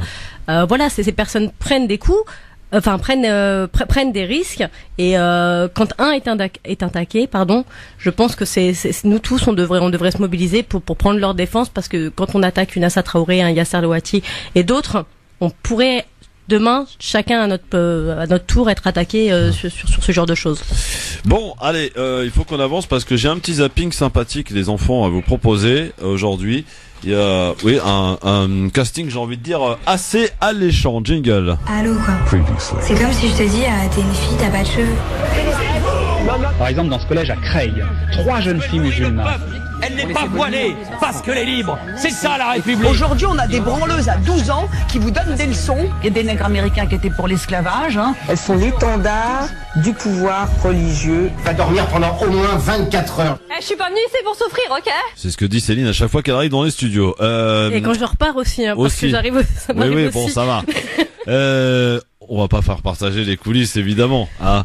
Il y a des risques de devenir OLGF. C'est pas un métier facile. C'est pas un métier facile, je te l'accorde. Mais bon, si on pèse le pour et le contre quand même, on va dire que c'est plutôt pas mal dans la balance. Pour commencer ce zapping, on y va chacun de sa petite proposition. En image de Bruno Retailleau, invité de Bourdin ce matin. En cas de récidive du port du niqab, on supprime les allocations familiales. L'article 4. Donc, l'article 3. Une femme qui se promène dans la rue avec un foulard ou un voile ne trouble pas l'ordre public. Avec une burqa, si. Est-ce que je constate en France? Une burqa, c'est en Afghanistan, il n'y en a pratiquement pas en France. Le niqab. Mais c'est la même chose. Et pour autant, la même chose. Ça se multiplie à tel point que M. Radouane. Mais c'est interdit, mais elles ne sont pas verbalisées. Elles ne sont pas verbalisées. Donc, ce que je propose, moi, c'est que, en cas de récidive, les choses sont claires, on supprime les aides sociales. Voilà. En cas de récidive, quand on porte le voile, d'une femme qui porte le voile intégral. Exactement. Les choses sont claires. Bien sûr. Les allocations familiales. Bien sûr. Mais cet islam politique nous teste en permanence. Donc, est-ce que la République doit renoncer? Fermeté. Fermeté. La main ne doit pas trembler. Intransigeance, même. Intransigeance. La main ne doit pas trembler. Vous avez entendu tous ces mots qui ont été prononcés par Bruno Retailleau ce matin chez nos confrères de BFM TV et RMC. Messieurs, madame. Moi, ce que j'aime pas là-dedans, en fait, c'est... Qu'est-ce que t'aimes pas? C'est que, en fait, on veut aller jusqu'à proscrire tout port de signes religieux jusque dans l'espace public. C'est ça. Et ça me rappelle, en fait, la vision sur laquelle s'étaient établies les premières discussions donc sur la loi de séparation de l'Église et de l'État, à laquelle était attaché donc le concept de laïcité qui était déjà apparu au lendemain de la Révolution, mais qui, du coup, s'est ancré dans la loi au travers donc de cette loi. Et avait la thèse qui était défendue par Émile Combes, qui était un des fervents opposants à tout signe religieux donc manifesté sur. Et j'ai l'impression en fait qu'on revient à cette forme qui est en fait une forme radicale en fait donc de l'expression donc de la non volonté du manque de volonté du moins de voir s'exprimer des religions dans l'espace public, alors que la laïcité, et c'était ce que Aristide Briand donc a souhaité, et c'est ce qu'il a obtenu. C'était en fait que ça puisse rester donc dans la sphère privée et dans l'espace public, mais que bon voilà, dans tout ce qui relève de la fonction publique, on n'ait pas les manifestations religieuses. Donc finalement, ce que l'on a, même si après ça a été arrangé encore avec le temps au travers d'autres boutures coups de bouture sur la loi. Donc en fait, plus le temps avance et plus j'ai l'impression que la position sur la laïcité est elle-même en train de se durcir en fait. Donc qu'est-ce qu'on veut? C'est devenu une religion, la laïcité. Oui, voilà, c'est-à-dire c'est une religion qu'on oppose à d'autres religions. Voilà, alors qu'en principe la laïcité garantit la liberté d'ailleurs je repose que je rappelle que le fondement de la laïcité, c'est la liberté de conscience, donc de fait de ne croire ou de ne pas croire. La liberté d'exercer des cultes et le principe de séparation de l'Église et de l'État. Après, on a rajouté le principe de neutralité, notamment vis-à-vis des fonctionnaires et l'égalité des cultes devant la loi. Donc, j'ai l'impression qu'on revient à ça. Alors, moi, je vais même aller plus loin. Je pense que par rapport à cette France qui a réussi en fait à imposer donc à l'Église de sortir de l'État contre effectivement lequel le Vatican était contre puisqu'il s'agissait du Concordat à l'époque. J'ai l'impression que comme on a réussi à le faire avec l'Église, du coup maintenant on veut le faire avec l'islam. Et donc moi à la limite en fait ça me dérangerait pas donc qu'on arrive en fait à faire ce qu'on a fait avec l'islam, ce qu'on a fait en fait avec l'Église, mais ce que je vois derrière, c'est les motivations qui sont pas uniquement donc de vouloir mettre toutes les religions sur le même plan d'égalité, parce que du coup si on fait ce qu'on a fait avec l'Église, si on le fait avec l'islam, du coup ça mettrait toutes les religions sur le même pied d'égalité. Mais ce que je vois derrière, c'est qu'il y a une forme aussi peut-être de d'islamophobie, voire même de racisme. En fait, c'est-à-dire peur de le dire, carrément de l'islamophobie, bien sûr. Oui, mais même pas plus que ça, c'est-à-dire même le racisme, parce qu'en fait, l'islamophobie, ça voile finalement en fait un racisme qui concerne les Maghrébins et les Arabes, alors que bon, c'est ça en fait le vrai fond de l'islamophobie. En fait, c'est plutôt une attaque en fait contre Et moi, ce que je vois, c'est que on ne jette pas le vrai problème sur la table, à savoir donc de voir des cultures qui viennent donc d'autres pays, donc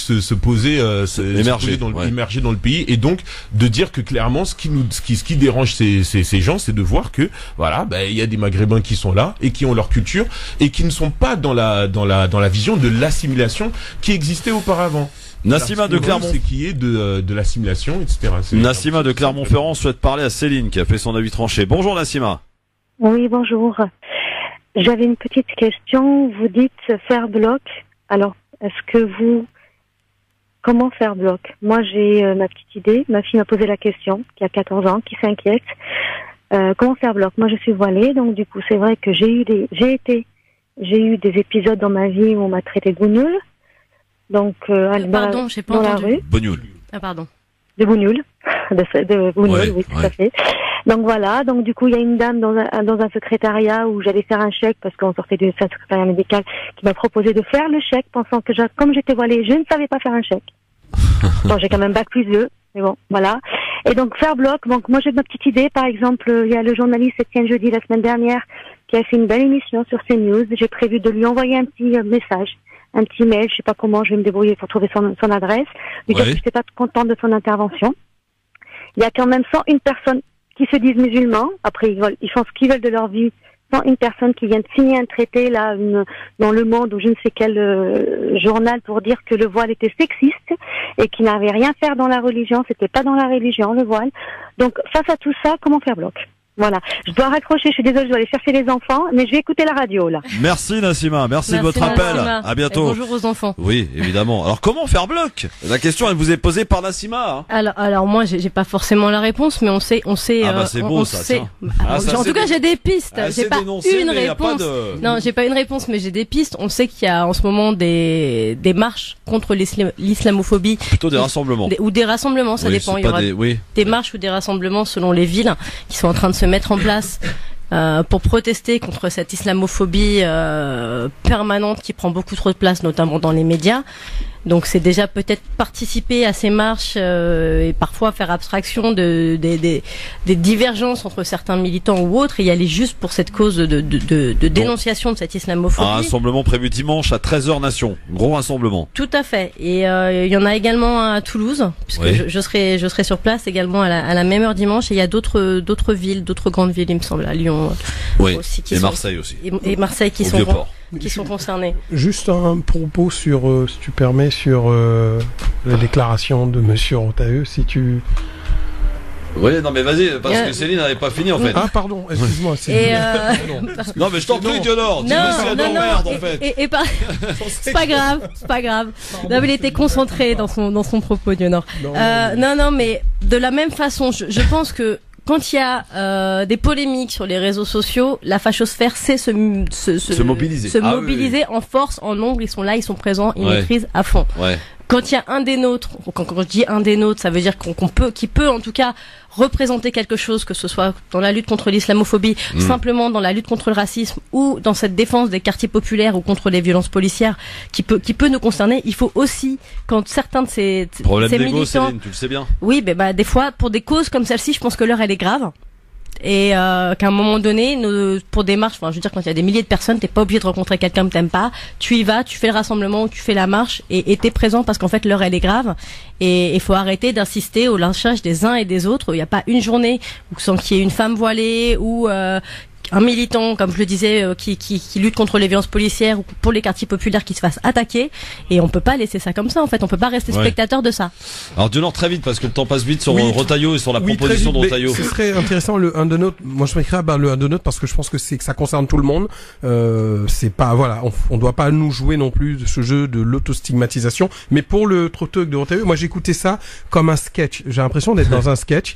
Parce que, en fait, il est même pas original, le type, parce que il est pas le premier à avoir dit qu'il faut couper les allocations familiales si les gens ne font pas il faut couper bon, à un moment donné, on sent aussi cette obsession, mais permanente, de rejet, de haine, d'exclusion. En fait, comment on a pu faire en sorte que ce genre d'individus soient des représentants de la République qui sèment vraiment la haine de l'autre, le rejet de l'autre et qui ne rassemblent pas, alors que la politique est là pour rassembler. Donc voilà, je trouve ça dommage. Il est même pas original en plus. C'est un truc réchauffé, décongelé qui est élite et redbon. Et puis on peut peut-être pas une solution. On peut peut-être aussi dire que parler de la burqa, c'est vraiment, il y a combien de personnes qui portent ça va pas coûter grand chose aux allocs. C'est pointer le doigt sur un phénomène qui est vraiment quasi inexistant. C'est très minime. Alors, ça n'a aucun intérêt. Est-ce que voilà, le zapping, je pourrais pas tout passer. Dommage, vous allez louper un débat houleux qui a eu lieu entre Bernard-Henri Lévy et Éric Zemmour hier sur CNews. Si, je l'ai vu. Ça, bah oui, mais vous l'allez louper. Voilà, vous allez louper aussi le journaliste Pascal Praud qui est capable d'avoir une position et d'avoir une position inverse 4 jours après. C'est extraordinaire.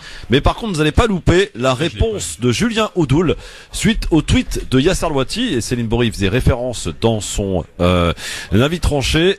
Julien Audoul qui s'explique donc sur la plainte qu'il a déposée contre notre chroniqueur, notre ami Yasser Louati. Musulmans ou non, j'invite toutes celles et ceux qui vivent dans sa circonscription et sont révoltés par autant de lâcheté par un suprémaciste blanc misogyne de lui rendre visite à sa permanence. Je couvre vos frais d'avocat. C'est quoi pour vous ce tweet, Julien Audoul ? C'est clairement un appel à la haine et un appel à la violence. Donc moi j'ai évidemment tout de suite déposé plainte au commissariat de Sens j'ai appris cette menace très au sérieux, puisque c'est vrai que vu le contexte et puis vu les pressions qui sont activées par les réseaux islamistes, parce que finalement c'est leur seule méthode. Ils ont à la fois la méthode de la victimisation, de la criminalisation de toute critique de l'islam, de toute critique du voile, du communautarisme. Donc c'est ce que fait très bien le CCIF. Donc en prenant la défense de cette accompagnatrice scolaire voilée, en organisant sa communication, en organisant, je dirais, la pleurniche générale autour de ce cas particulier. Et puis d'un autre côté, il y a évidemment les pressions beaucoup plus violentes et directes qu'on peut recevoir sur les réseaux sociaux, qui sont plus ou moins sérieuses, mais en tout cas qu'il faut prendre, je dirais, avec sérieux pour le coup, parce qu'elles peuvent déborder et amener à des dérives assez graves.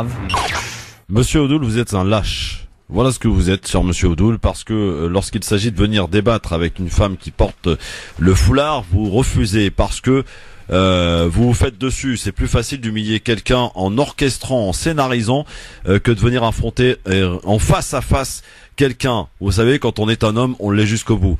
Voilà, ça c'était mon petit coup de gueule. Parce que Monsieur Audoul, vous faites preuve d'une extrême lâcheté, comme l'ensemble de ceux qui vous ressemblent, à savoir cette fachosphère dont on commence à en avoir marre, qui veulent abîmer notre vivre et faire ensemble.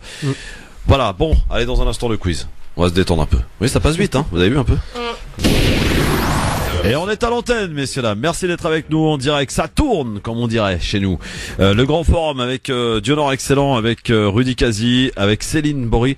C'est passé super vite cette émission. Je l'ai pas vu passer, moi. Je sais pas vous, mais trop. Je suis triste là. Parce qu'il y a plein de trucs. Non, mais parce qu'il voulait qu'on parle de Zemmour, qu'on avait prévu de parler. Alors peut-être qu'on peut dire juste, mais alors vraiment rapide, mais Rudy, attention, tu nous fais pas un truc de 5 minutes, hein. Comme Gamal. Ouais, comme Rudy Kazi.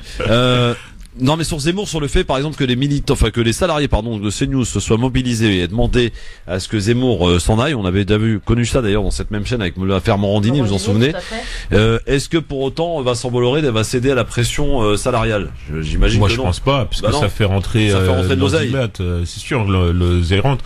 Et même sur le fond, de toute façon, moi, je l'ai déjà dit ici que le problème de Zemmour, c'est surtout en fait qu'il est représentatif d'une certaine idée de certains Français en France. Ouais. Et ça me paraît pas anormal qu'il en soit le porte-voix. Par contre, ce qui me semble anormal, c'est qu'il n'y ait pas de contradicteur assez fort devant. Et c'est un aveu de faiblesse qui le conforte lui dans sa position. Donc là, dans l'émission, je vois qu'il y en a qui passent, qui lui tiennent un peu la dragée haute. Ouais. Mais il faut que ça continue comme ça. Il faut qu'il y en ait qui arrivent et qui soient vraiment chaud bouillant pour lui opposer des idées concrètes. C'est quelqu'un qu'il faut attaquer sur les idées et pas toujours sur la dénonciation d'un tel, ceci, cela, il est comme ci, il est comme ça. Après, chacun a le droit. Mais on réussira pas à lui, entre guillemets, à le museler. Si on l'attaque sur, des fois j'entends des insultes sur son physique, il faut l'attaquer sur le fond des idées. Les vrais trucs, absolument. Oui, on est d'accord. On est tous d'accord? Bah oui, attaque sur le fond, et puis à un moment donné, c'est 2 poids 2 mesures, parce qu'on dit que c'est un polémiste. Pour moi, ce n'est pas un polémiste. C'est quoi? Bah, c'est un activiste politique, il porte une idéologie, il est dans le débat politique, philosophique, et c'est là qu'il faut mettre des choses. Enfin, mais il faut pas, parce que c'est édulcoré, c'est édulcoré la portée de ses propos. C'est un nationaliste, c'est un identitaire, c'est un extrémiste politique de droite, d'extrême droite. Il y a quand même des lois dans notre pays qu'on a tendance à occulter, mais des propos qu'il tient sont hors la loi. Il a été condamné. Il a été condamné pour ça.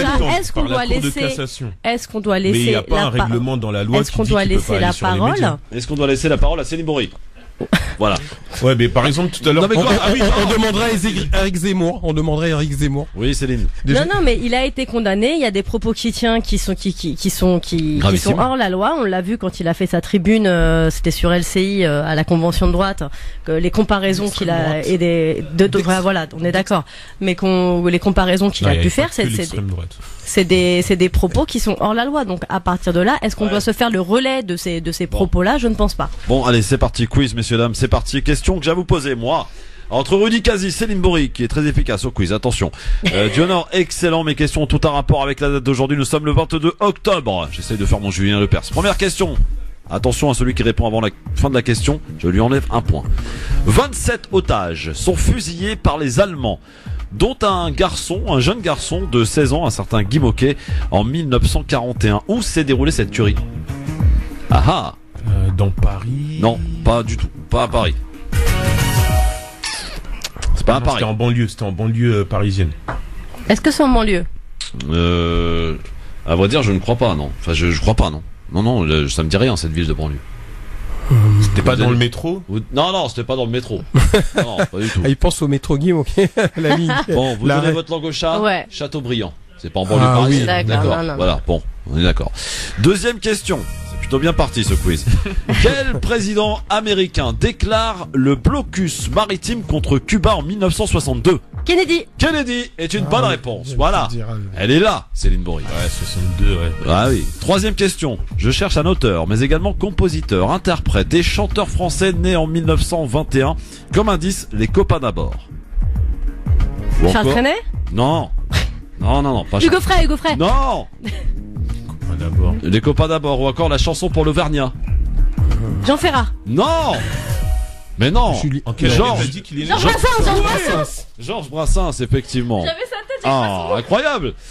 2-0 pour Céline Bory. Attention, quatrième question. Faut vous réveiller, les gars. Là, vous êtes beaucoup moins bavard d'un coup. Non, c'est une puce. Je cherche une actrice française née en 1943. Pour indice, les parapluies de Cherbourg ou les demoiselles de Rochefort. Une énorme actrice. Comment elle s'appelle? Une grande actrice. Quelle année t'as dit? 1900. Mireille d'Arc? 43. Née en 43. Non, elle Catherine de son prénom. Catherine Deneuve. Catherine Deneuve est une bonne réponse. Attention, cinquième question. Elle va nous faire un parcours sans faute. Je cherche une femme d'affaires française du groupe L'Oréal née en 1922. Copine de Sarkozy. Bettencourt, il l'a eu, monsieur. Dionor, excellent.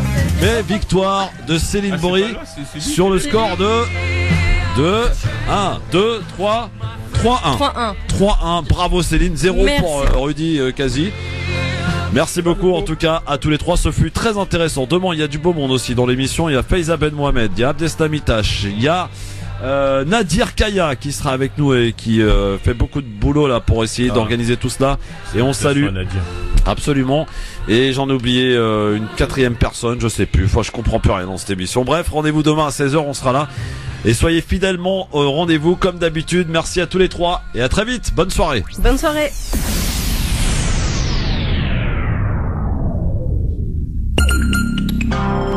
Un point sur l'actualité en ce mardi soir avec le journal de Sophie Terrance. Bonsoir Sophie. Bonsoir à tous. Vent violent, pluie intense, un épisode méditerranéen. Ça va en ce moment sur 6 départements du sud de la France. À quoi doit-on s'attendre? On fait le point dans un instant. Pois chiches, lentilles, fèves et haricots. Il faut manger plus de légumes secs pour être en meilleure forme. On décortique l'étude de Santé publique France dans quelques minutes. Et puis en sport, c'est le retour de la Ligue des Champions ce soir. Paris se déplace à Bruges. Au total, ce sont donc 6 départements placés en alerte orange ce soir. Alerte inondation et orage dans le Tarn, l'Aveyron et le Gard. L'Aude, l'Hérault et les Pyrénées-Orientales. Ces 3 derniers territoires sont aussi concernés par une vigilance vague submersion pour la journée de demain de 6h à 18h. Il faut dire que les pluies se sont intensifiées sur les 3 dernières heures et des orages et des averses de grêle particulièrement violents sont attendus cette nuit. On parle alors d'un épisode méditerranéen. Boris Karlamov, de quoi s'agit-il concrètement ? Eh bien, c'est un phénomène qui touche le pourtour méditerranéen et la quinzaine de départements qui se trouvent autour. Il se produit en moyenne de 3 à 6 fois par an. Les départements les plus souvent touchés sont le Gard, l'Hérault, la Lozère et l'Aude. Alors on parle d'épisodes méditerranéens lorsqu'ils tombent sur les régions méditerranéennes, des pluies intenses sur des périodes courtes. Les cumuls peuvent atteindre parfois l'équivalent de plusieurs mois de précipitations, le plus souvent sur des zones de relief. Cet épisode est lié à des remontées d'air chaud et humide venant de la Méditerranée qui peuvent générer des orages violents et donc provoquer d'importantes inondations. Et selon Météo France, ce sont les départements du pourtour méditerranéen qui devraient être les plus exposés aux phénomènes orageux et qui pourraient être intenses cette nuit. Ça devrait se décaler progressivement demain vers la Provence. Et Météo France invite la population à la prudence. Emmanuel Macron est à Mayotte. Le chef de l'État est arrivé sur place ce matin, un déplacement de 4 jours où il est notamment attendu sur la question de l'immigration clandestine. Il devrait se rendre demain après-midi sur l'île de la Réunion, l'un des berceaux des Gilets jaunes. Une grande manifestation est d'ailleurs prévue jeudi sur place. La justice et Patrick Balkany devra attendre lundi prochain pour être fixé. En attendant, il reste en prison. Le maire de Levallois-Perret, condamné à 5 ans de réclusion pour blanchiment de fraude fiscale, a présenté aujourd'hui une demande de remise en liberté. La Cour d'appel de Paris s'est donc laissé quelques jours de réflexion. Le scénario est cauchemardesque. 2 tenanciers d'un bar de Rouen viennent d'écoper de 5 ans de prison, dont 3 fermes. Ils étaient poursuivis pour un anniversaire qui a tourné au drame en août 2016. La cave, transformée sans autorisation en boîte de nuit, avait pris feu à cause des bougies sur le gâteau. Le plafond, en matière hautement inflammable, s'est alors embrasé en quelques secondes. La seule issue de secours était verrouillée. Bilan 14 morts, majoritairement des jeunes d'une vingtaine d'années. Seules 3 personnes s'en sont sorties vivantes. Santé publique France lance aujourd'hui une campagne nationale de lutte contre l'obésité. Elle va durer 1 mois et sera diffusée à la télé, sur les réseaux sociaux et sur le site mangerbouger.fr. Le but étant d'inciter les Français à modifier leurs habitudes alimentaires. Mais alors, comment mieux manger, Arthur Lemahout ? Moins de viande, plus de fruits et de légumes, c'est l'une des nombreuses recommandations de Santé publique France. Une campagne qui met l'accent sur 2 catégories d'aliments. D'abord, les légumes secs, pois chiches, lentilles, fèves et haricots. Et puis les féculents complets, que ce soit les céréales, les pâtes ou la semoule, riches en fibres. Autant de denrées trop souvent absentes de l'assiette des Français. Privilégier le fait maison. Des légumes bio de saison, des produits locaux. Côté protéines aussi, les poissons gras comme le thon ou le saumon, mais pas trop de charcuterie. Au rayon des interdits, en revanche, les produits transformés, trop gras et trop sucrés avec des additifs. Et puis, sans surprise, l'alcool et les sodas. En France, 1/3 des adultes sont en surpoids. L'acte 2 de la mobilisation des agriculteurs. Après une première journée d'action il y a 2 semaines, de nouvelles opérations ont été menées ce mardi contre l'agribashing, dont ils s'estiment victimes. Des banderoles ont été déployées devant les préfectures du pays, mais pas que. Du fumier a été déversé par exemple devant les grilles de sel de Moselle. Autour de Nancy, une opération escargot a démarré dans le courant de la matinée. Plus de 200 tracteurs ont convergé dans le centre-ville, idem à Avignon. On passe au sport et Paris ferait un grand pas vers les 8e de finale. Le PSG joue ce soir à Bruges pour le compte de la 3e journée de la Ligue des Champions. Gare tout de même, le club belge est leader de son championnat, 2e derrière le PSG en Ligue des Champions après un match nul à Madrid. Le Parisien Thomas Meunier, passé par Bruges, s'attend d'ailleurs à une soirée difficile. C'est un club qui est assez chaud. Il y a 25 000 abonnés, je pense, sur un stade qui a une capacité de 30 000. La culture est très anglophone ici, au niveau du foot. Moi, je m'attends à un match piège, en réalité. Il suffit de regarder les matchs de championnat. Même le match du Galatasaray, ils auraient pu gagner. Et le match du Real, qui sert de gros exemple, puisqu'ils auraient pu faire 0-3 début de deuxième mi-temps et le match était plié. À Madrid, c'est quand même juste magnifique. Donc voilà, je m'attends à un match piège. Il va falloir être prudent et sûrement pas les sous-estimer. Bruges PSG, c'est à 21h. Dans l'autre match du groupe des Parisiens, c'est un Real sous pression qui va défier Galatasaray. Voilà pour toute l'actualité ce soir. Excellente soirée à tous. France Maghreb 2, service, info, musique, divertissement. France Maghreb 2. France Maghreb.